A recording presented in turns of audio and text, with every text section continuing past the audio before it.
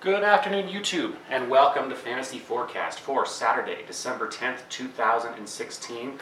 You're looking at the DraftKings lineup behind us, 238. This was not a winner. Neither was FanDuel. FanDuel was rather... Alphabet decided to give his worst floor performance ever. So Alphabet busts out 18 points, less than 20, and you figure that's going to give you a floor of 40. You're kind of just destroyed right there. 232, which is just right at the bottom of the barrel, basically. I did have a GPP lineup that won. I went Westbrook inside of it, but it was vastly different. I ended up taking Westbrook. I still had Alphabet because I thought it was a lot, but I jumped on Norman Powell at the last minute. There was some value news that came out, and I literally came out 5 minutes before, which is why we watch Basketball Monster, guys, because if we don't, then... I don't have time to make a new lineup in the last 5 minutes and then also take a screenshot and then post it to Twitter and then comment it in the YouTube comments below. There just simply isn't time. You can tweet below, and I do post the injury notices and get on this or pull someone from your lineup right away. I'll run that really quick because I can tweet that instantly. But to go in, change my lineup, screenshot it, go back, and then do it, it actually takes me 2 to 3 minutes, and by that time, for you guys to get the tweet and then put it in, it's almost done. So the last 5 minutes, guys, you have to realize you're almost on your own for DFS. No provider will really be able to help you at the last minute. They just can't. They're trying to absorb those last minute changes too. And believe me, if they're paid, they're running some GPPs that they haven't told you guys, because they're not stupid. They also want to try to land at the top too. I'm going to go through a little bit of today. I have not done all of my research. I had a family emergency. That's why this video is coming out really early today. So there is no DraftKings lineup for today. There's only going to be a FanDuel lineup. And even then, you're going to have to treat this a bit preliminary because it's coming out hours before the lock. If there's news, be ready to jump on it. I will probably tweet a last minute lineup for FanDuel at least, because I am posting a lineup today. So despite what's going on, I will try to keep at least that going. So follow my Twitter. If you don't follow me on Twitter yet, just links in the description. Go ahead and click there and follow on Twitter, and you'll get last minute changes. All right. Let's run through the slate real fast. This is the lineup for today. Chris Paul, Jameer Nelson at point guard, and this is early, guys. Barton and Magruder at the shot guard. Durant and Barnes at your small forward. Griffin and Parker at your power forward, and Henson for your center. You guys will notice already, Griffin is a game time decision. He's dealing with some soreness. He could get pulled. I have an alternate lineup I'm going to show you guys right now, and then we'll just go ahead and run off of that instead, because you want to make sure that it's okay. I actually have my cash games in this now, but it could be either one of the two, so be prepared. Paul and Nelson again at the point guard. Wade and Beal at your shooting guards. Just avoiding the Alphabet situation entirely. Ariza and Barnes at your small forward. Spigas, who is in line to pick up the usage bump if Griffin sits. If Griffin's out, I'd be going Spigas. The guy is normally pretty good with his 15-20 minutes of run anyways. He just does nothing but chuck up shots. So if this guy chucks up 25 shots and gets 25 minutes of run, you're looking at an incredible value today. I'm assuming Griffin sits. I don't know if we're going to get that news or not in time. But if we don't, you're probably going to want to... you can probably play this lineup anyways if you don't get the news, and you can gamble, roll the dice a little that Griffin does sit, but if he doesn't, Spigas will still get 15 to 20 minutes and probably pay just right around that 15 to 18 points of fantasy glue that you need to hold the rest of your lineup together. This spends up for Davis, even though it's a Clippers opponent. I personally don't like that as much. I'd rather just kind of not spend on Davis today. I don't think he's in a great line. Again, I don't want to take someone against the Clippers. Taking the Clippers against the Pelicans, that's another story. But Davis is really question marky today. The only reason why he's in there is because there's enough value that I was able to just spend up, and he's got some upside on him. He did have a kind of crappy game against the Clippers before. I think he only put about 40 fantasy points, so be very aware of that. Be aware this is a preliminary lineup. I just have not had the time to research everything today. I've looked at over-unders on the games. They're all around 200 or 210. We don't have a 220 screamer that's come out for us, anything like that. So it's just pay attention to the other news that comes out. Follow on Twitter if you're looking for that last-minute lineup, and be aware 15 minutes before lock.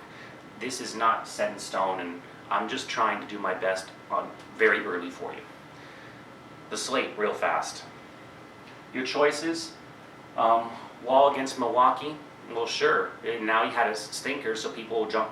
He's going back and forth right now. So who's to say he won't do 60 today?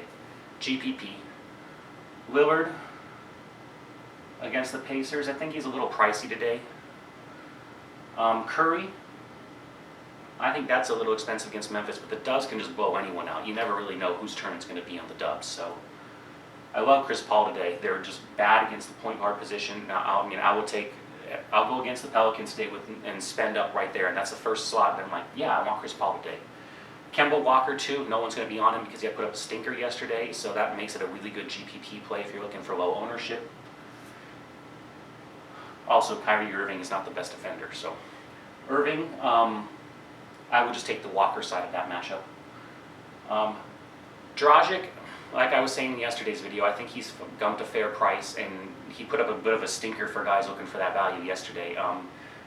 I still think you're right in the fair price line. You can just, if you need to fit someone, fine, but other than that, you can just kind of, okay, he's there, and move on. Teague I'd pass today.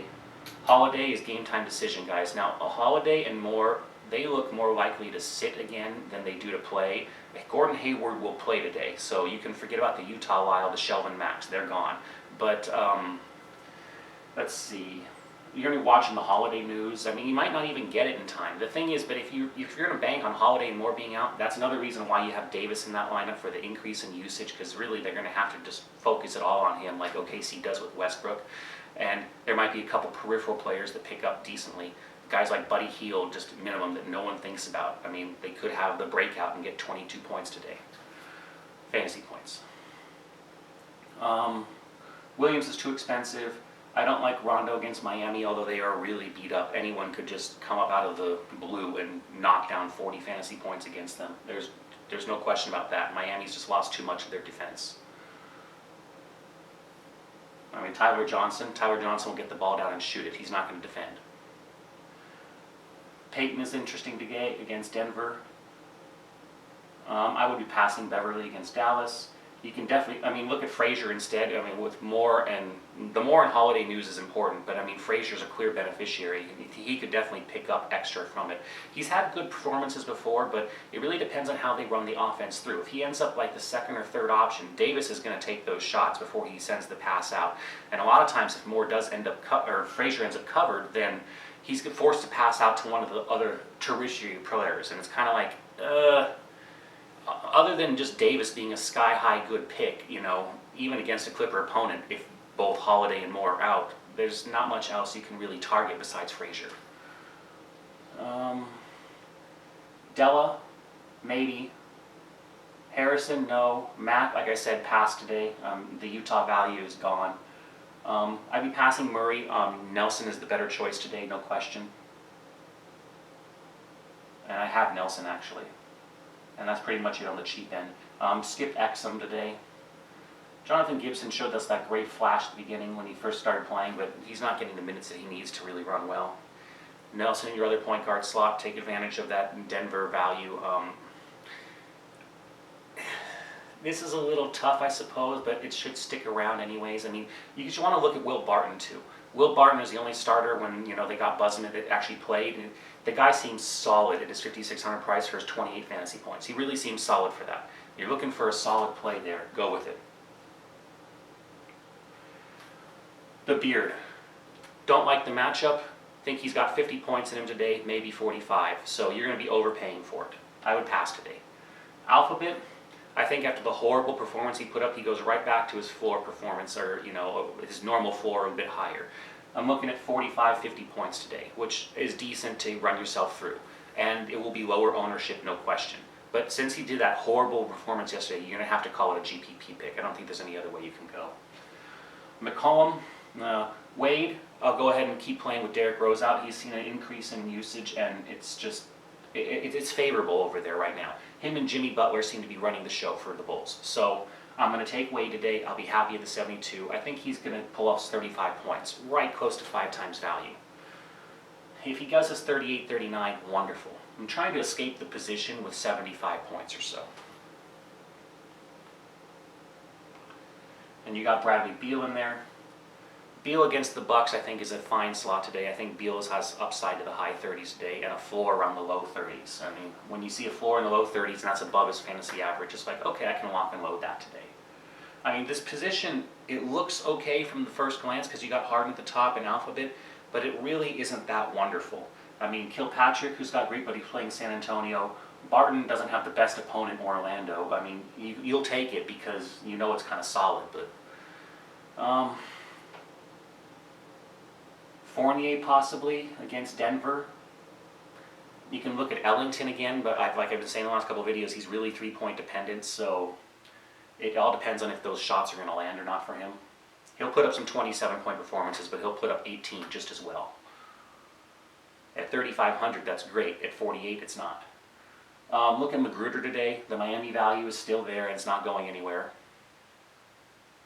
Langston Galloway, key beneficiary of Moore and Holiday being out. You can slot in, if we got that news, you could slot in Galloway no problem. He would probably pull an easy 30-35 minutes tonight if that's what comes to fruition.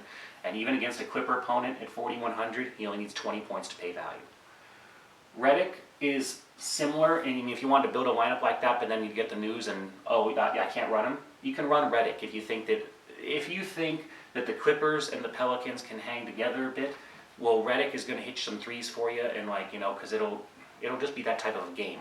And Redick's got some upside to do it. So I could see a swap for Galloway to Redick at the last minute if you need to.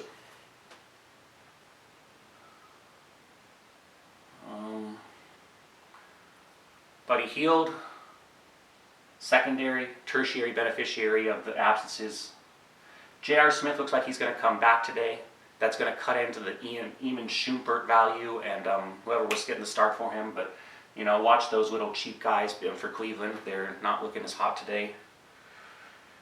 Small forward. This position looks a little bit better. Durant does have a Memphis opponent, which is not wonderful, but, where else are you going to really spend up?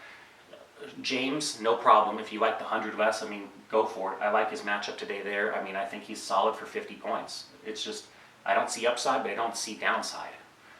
Jimmy Butler, I see some upside. He only needs to get 43 points or so to meet value. And granted, if it turns into a blowout, he's not going to get there. But if somehow Miami can keep it decent, they will play. And he'll run up to the 50s for the same price that you're paying at those high 9s. So I like Butler as a cheaper elite option today. Gordon Hayward says GTD, but he's almost certainly going to play, so you can pass that. Leonard against the Nets. Guys, it's going to be a quiet, sleepy pick today, and it's going to be great for GPPs. You don't normally want to take guy, and you worry about getting popped and all those other things, but you want to take people against the Nets. And he is really the heart and soul of the Spurs. So if anyone's going to get extended run, 35, 36 minutes instead of their normal 32, it's going to be Leonard. I would take Leonard today as a GPP pick, and I think that he's in more line for a stealing performance today, like a 48-pointer. Rudy Gay against Utah, I'd be passing today. Wilson Chandler, I'd be passing. Otto Porter's an intriguing GPP play. Gallinari, I'd be passing. Ariza, I had him locked in here, and I'm looking at him. I think that Dallas is a little thrashed up, and I think that the matchups now favor Ariza a bit. I think he can run up a ceiling of 30 today, which is really nice. Look at all these absence: Winslow, Johnson. Miami is just so hurt. It's horrible. I don't see a lot else here at this moment. Let's see if we're going cheaper. Maybe Oubre for the Wizards, because Milwaukee isn't that great against the small forward. Johnson's lost his value basically, so pass on Joe Johnson. No need for that. Solomon Hill is another one of the New Orleans tertiary guys that could possibly come up, but it's a real lottery ticket. Tony Snell is still a starter and gets tons of minutes, but he does nothing with them. And I have Barnes at your small forward. You guys got burned 2 days ago, but on the last one that he was in the lineup, he did just fine. He played 35, 37 points. He came right back to where he expected. It's kind of like an alphabet thing that I'm expecting today. You put up a horrible performance, and then you put up a good one right back. People hit their ceilings, and they hit floors often. And it makes sense to think about, well, shoot, look at the whole history in their game logs and be like, for the season, they normally score about 40 points, and then they scored 10. Will they go back to 40 or are they going to score 10 again? Well, if they got injured, it could be 10. But if nothing happened and it was just a bad shooting night and something like that, they're likely to go right on back to 40. You have far more history on that level than you do on their ceiling or their floor performances. Okay, so we'll take Barnes. It's your power forward today. Griffin at the top of the slot. Like him today against the Pelicans. They're horrible against the power forward, but since you don't know if he's going to play or not, I will just run that directly into Spiegels at the bottom because he's also a power forward and he'd pick up the primary beneficiary usage. That'll leave you a lot of money, but let's look at what's left in the position. Draymond Green, I'll be passing today. Kevin Love is a bit expensive here on a game that can go to a blowout status. Parker is the first place I'd be spending in mid-tier. I like Parker today. Aldridge as well. You're getting to where Aldridge is really cheap at 6,300. So, I mean, he might need to drop to 6 for people to start playing him, but I mean, he's getting close to that 4.8 times per value for that FanDuel likes to set their salaries at. Against the Nets, I don't see any problem with him going above 30 today.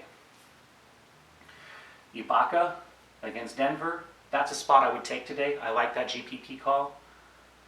Booker against San Antonio, he's one of the Nets' only decent players. I don't think the salary's too out of range yet. It's probably a GPP pick.